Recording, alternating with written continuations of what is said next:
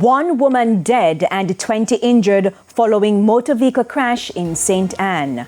Good evening and welcome to Primetime News on air and online at onespotmedia.com, and a special welcome to our viewers on TVJ International in the Cayman Islands. I'm Andrea Chisholm. Also this evening, are you wasting money buying 90 gasoline? What Petrojam and motorists have to say. And union leader blasts private sector for its low-wage policy. There's also sports and weather in this newscast, so stay with us. Details right after this break.